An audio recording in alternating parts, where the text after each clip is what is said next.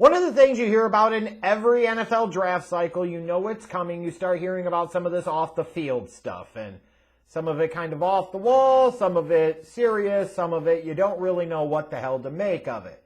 You'll hear the questions about, does this guy really love football? Is this guy a hard worker? Is he a locker room cancer? Is he uncoachable? Like, it can sometimes be hard to separate from fact and fiction, what is potentially real and legitimate versus what is potentially a team putting out false and misleading information in order to potentially drop a prospect's draft stock, which sounds sickening, but absolutely totally happens every single year.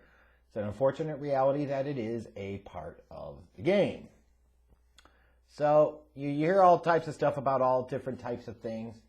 And I gotta say, one of the things that really frustrates me about that is when somebody says, well, they don't really love football. You do realize, like, this is for the football people out there, specifically people in football, that you don't necessarily have to love every bit and aspect of football to be really, really good at the profession, right? You do realize that a lot of people work jobs that they are good or even great at, that they absolutely do not love, and in many cases only tolerate and certainly do not like. Like, this whole thing about love football is so dumb. Like, if you told me that there are questions about work ethic and guys showing up late to practice and not applying themselves, like, that to me is a different story. That to me speaks to a lack of commitment to their craft. But like this whole love and obsession thing with football, like, not everybody needs to spend 16 to 18 hours a day living, eating, breathing, sleeping, shitting, pissing football. They just don't. And then when you start hearing these questions about prospects and their extracurricular interest or activities, such as, well, we question his love of football because he's really into his rap music, and we worry that his rap music is a bigger deal than playing in the NFL. Like, what the hell is wrong with people having varied interests? What the hell is wrong with people having hobbies? What the hell is wrong with people potentially pursuing multiple professions or multiple hustles, multiple ways to make money? Like, what fundamentally the fuck is wrong with that? I don't get it. And I bring this up because I started seeing these things talking about Kadarius Toney from Florida and questioning his love of football because of his rap game and the fact that he's a rapper. And it's just so stupid. You want to bet that if he was a country music singer, you probably wouldn't hear quite the same level of concern about it? Maybe, maybe not. But, like, that's a bad thing. Like, he can't do more than one thing. I mean, it should be much more about what does he do when he shows up at the facility at Florida? How hard does he work? How coachable is he? How good of a teammate he is? Like, those to me are valid, legitimate questions for Kadarius Toney and every single effing draft prospect every year. But you don't want to bring in a D-bag who doesn't work hard and makes the work environment miserable for every fucking buddy and won't get any better. Like, who the hell wants to be around those type of people? So those are valid things to think about. Whether or not the guy wants to spend his free time, spitting 16 bars and flowing and writing down his rhymes, like, well, who the hell cares? If anything, that's a good thing. Because that means that it helps him to stay mentally fresh. It gives him distractions. It gives him something so that way he isn't truly, totally, only solely locked in on football and avoids potential burnout. Like, for guys like Kadarius Toney, if that's the best you've got in terms of off-the-field concerns, like, that's stupid. We should be talking about him as a prospect, as a player, projectable, translatable skills, strengths, weaknesses, and that's what I'm about to do here. Because I will tell you, as a prospect, like, I feel like I'm being set up here to be really, really, really wrong one way or another. Either he's going to outplay the draft grade that I put on him, and y'all can come back in 2 or 3 years and clown on me. Or he's just going to be a raw, twitchy athlete type of guy that doesn't really put it together at the NFL level. And the grade that I put on him is going to seem like it was incredibly too high, and I'll still look bad there. Like, I really don't know what to make out of him. Because there are certainly things about his game that I like. I like his short area explosiveness, quickness, burst. He's got very good quicks, very good initial burst and pop off the line. Like, an explosive type of athlete. He's quicker than he is fast. I don't think his deep speed is the same level as his quickness. But you're also talking about potentially deploying him as a weapon type of guy and deploying him in the slot and other places where maybe that deep speed doesn't quite matter as much for him as it might for some other similar prospects in this draft. But that quickness could certainly do him a lot of good. I thought he was solid catching the football, maybe a little bit better than some people associate with him. You know, I've also got to keep in mind, too, that he's pretty raw as a receiver.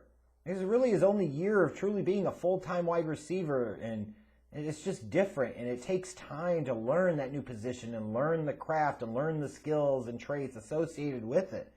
So it takes time, and when you look at that, you see that manifest in his route running, but this son of a bitch can still get a tremendous amount of separation. Toney's one of these guys that he doesn't do a lot in terms of the route running. He doesn't do a lot. But what he does do can be very, very effective. Like with that short area quickness, his ability to get low to the ground, have a low center of gravity, have good balance. Like he can be very explosive in and out of his breaks. He can hit you with a double move. So the route tree certainly is not expansive. And believe me, he's going to have to work on being a better route runner, which is the type of thing I would expect for a guy that's relatively raw at the wide receiver position. I would expect him to need some time to work on his route running, to work on some of those skills. You also look at him and you might have definitely concerns about his ability to get off of press coverage. Now, I have some of those same concerns too. I think he plays stronger than his size of being like 5'10", 5'11", 195 pounds. But, you know, if you were playing him outside more, I'd be a little more concerned about it. Like if you're concerned about in-the-box safeties coming out to cover him in the slot, I would say, well, that's great. They might be able to get into him and get physical, but they got to get into him first, and that's where Toney's going to have the leg up on a lot of these folks in the NFL. He's outstanding in terms of run after the catch because of his lateral agility, his overall athleticism. Again, not a great burner that he's just going to roast you in the open field and run by you, but he has enough speed, but it's about that quickness, that shiftiness, that agility. And the physicality with which he runs is really, really impressive stuff for a slot wide receiver especially. Like when you look at Kadarius Toney, he's absolutely positively got some dude factor in terms of how he runs with the ball after the catch. But again, he's a guy that he's so damn raw. Like I look at him and I say, I want to buy in. And I want to believe that he'll be a top 2 or 3 wide receiver in this draft class. And don't get me wrong, I think he could be. I think he absolutely could be.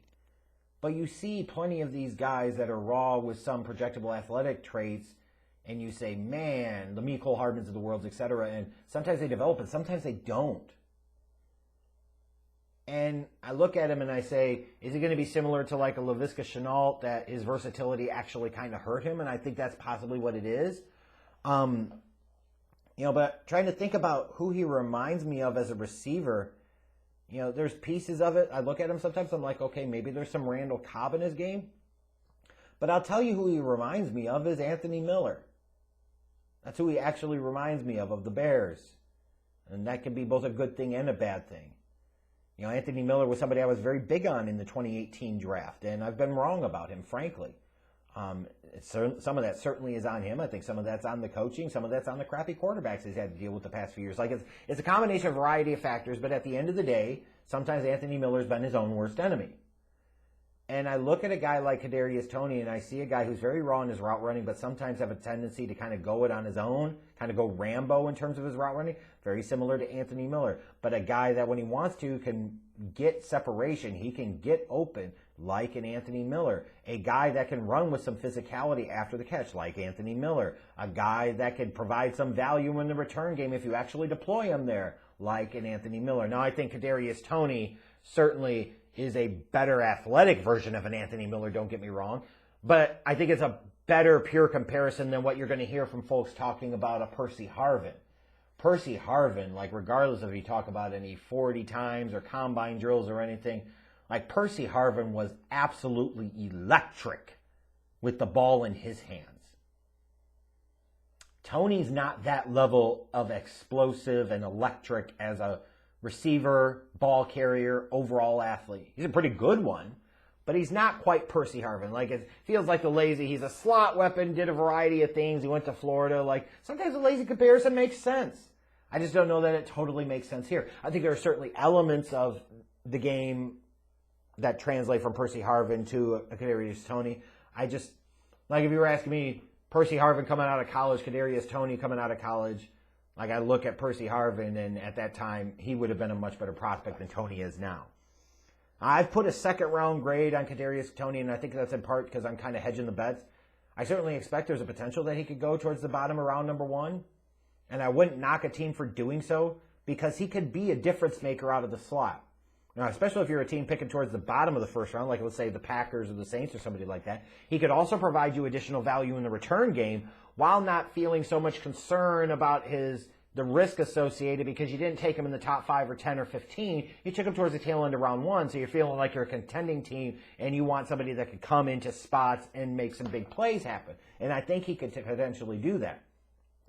He's got work, a lot of work to do on his game and the consistency with which he applies his skills. But I will also tell you this, is that as I really go through, again, I think you're going to see that as I talk even about the next few wide receivers. I don't know that I see as much of a difference between him and some of the other guys like Devontae Smith and Jamar Chase and Jalen Waddle as I thought I was going to. And I don't know if that's a reflection of the talent in this wide receiver class being really good, or if it's a function of you've got some good talent at wide receiver, but they're really kind of closely grouped together. I think it's a little bit more of the second one. Because, yeah, even as I watched him, like, I could certainly see the upside there where he could outperform some or all of the wide receivers that could potentially be taken ahead of him.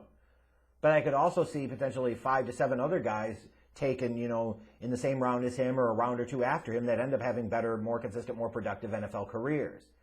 So I'll be curious to see where he goes. I think the fit, the scheme is going to matter a lot. Certainly, if a team like Jacksonville at 25 wanted another wide receiver to go with Chark and Shenault, I would look at Toney and say he would be a good fit in Urban Meyer's system. I'm just trying to throw out some guys where it makes sense they could be a good fit. But then I also look at Toney and I say, how much better is he at what he does compared to other guys with similar body types, similar skill sets, similar athletic profiles in this draft? I mean, what's that special trait? If he was even more explosive, if he was even faster, that might be one thing, but that's what holds me back from classifying him as a first-round prospect, honestly.